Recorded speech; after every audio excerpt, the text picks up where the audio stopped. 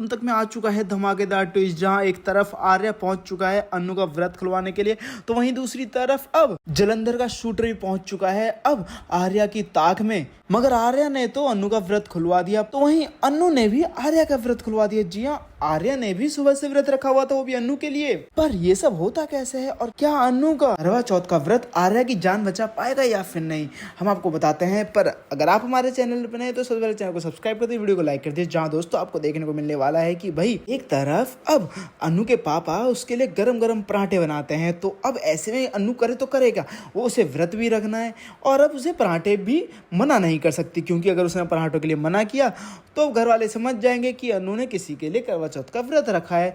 तो अब ऐसे में अन्नू पराठे खाना शुरू करती है और वो पराठे कोई और नहीं बल्कि साइड में खिड़की में खड़ी सिमरन खा रही होती है, और इतने पराठे खा लेती है कि भाई अन्नू के पापा को शक होने लगता है कि ये खा भी रही है या फेंक रही है। वहीं दूसरी तरफ अब आर्या भी खाना नहीं खाता, तो जहां पर अब वो किसी भी तरीके से बाहर निकलना चाहता था, तो अब ऐसे में वो सिक्योरिटी वालों से बोलता है कि मुझे ये सब खाना नहीं खाना है, मुझे घर का खाना नहीं खाना है, मुझे पिज्ज़ा खाना है, मुझे अभी के अभी पिज्ज़ा मंगाओ, और वो पिज्ज़ा सीधा मेरे हाथ में होना चाहिए। अगर किसी ने भी टच किया ना तो मैं दोबारा मंगवाऊंगा, फिर याद रखना। जिसके बाद भाई सिक्योरिटी वाले भी परेशान हो जाते हैं, तो वहीं वो पिज्ज़ा डिलीवरी बॉय को सीधे आर्या के पास भेज देते हैं। जहाँ पर अब जैसे ही वो डिलीवर करता है तो वो बोलता है कि ये पिज्ज़ा तुम ही खाओ, मुझे तुम्हारी हेल्प चाहिए। जहाँ पर वो बोलता है सर मैं तो छोटा आदमी, मैं आपकी क्या ही मदद करूँगा। जहाँ पर अब आर्या बोलता है तुम मेरी कोई मदद मत करो, तुम्हें सिर्फ यहाँ पर बैठ पिज्ज़ा खाना है। जहाँ पर अब आर्या उसके कपड़े पहनकर चुपचाप सिक्योरिटी के नाक के नीचे से निकल जाता है। तो वहीं दूसरी तरफ अब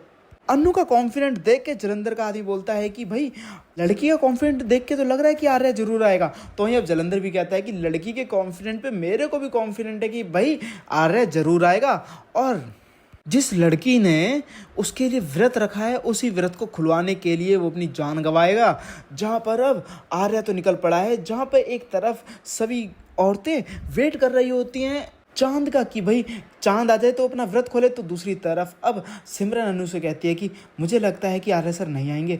जहाँ पर अब अन्नू की भी आस टूटने लगती है और बोलती है कि शायद तू सही कह रही है सिमरन, शायद आर्या सर नहीं आएंगे। तो जहाँ पे अब अन्नू जाने लगती है उसी वक्त वहाँ पे आर्या आता है और उसका हाथ पकड़ लेता है। जहाँ पर अब वो बोलती है आर्या सर आप, तो वहीं आर्या सभी लोगों को फ्री में पिज्ज़ा बांट के सबका ध्यान पिज्ज़ा की तरफ कर देता है और खुद अन्नू के पास आके बैठ जाता है। और जब अन्नू को पता चलता है कि भाई आर्या ने भी सुबह से फास्ट रखा हुआ है, तो उसके बाद अब पहले अन्नू आर्या का फास्ट खुलवाती है, पानी पिलाती है, और उसके बाद आर्या अन्नू का फास्ट खुलवाता है और पानी पिला के पिज्ज़ा खिलाता है। जहां अब दूर खड़ा जलंधर का शूटर वो तो निशाने लगाए बैठे हैं, पर अब क्या अन्नू का करवा चौथ का व्रत आर्या की जान बचा पाएगा या फिर नहीं, आपको क्या लगता है दोस्तों, हमें कमेंट करके जो बताओ। और साथ ही से लेटेस्ट अपडेट के लिए हमारे चैनल को सब्सक्राइब करना ना भूलें।